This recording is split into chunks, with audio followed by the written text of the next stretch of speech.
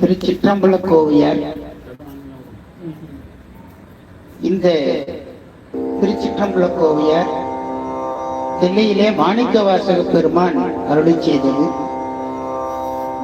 இந்த திருச்சிற்றம்பலம் கோவியார் ஒவ்வொரு பாடலும் அகத்துறை பாடலாகவும், இந்த அகத்துறையிலே அமைந்த இந்த பாடல் என்றும் தலைவன் சிவபெருமானுக்கு இந்த ஆன்மாக்கள் அடிமை என்பதனை இந்த ஒவ்வொரு பாடலும் தெளிவுபடுத்தி மிக அற்புதமான முறையிலே மாணிக்கவாசக பெருமான் அருளி செய்ததுதான் இந்த திருக்கோவையார்.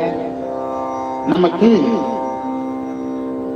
ஒரு அறியாமை, ஒரு பயம் நீங்க வேண்டும் என்று சொன்னால் இந்த திருக்கோவையாரை நாம் முழுமையாக ஓதி நாம் விண்ணப்பம் செய்கின்ற பொழுது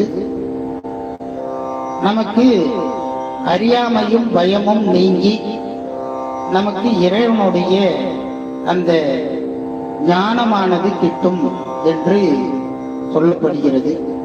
இப்படி ஒவ்வொரு பாடலிலேயும் நமக்கு அற்புதமான வரிகளாக வைத்து அமைத்து கொடுத்திருக்கக்கூடிய திருக்கோவையாரை 158வது பாடலில் இருந்து நாம் விண்ணப்பம் செய்ய இருக்கின்றோம்.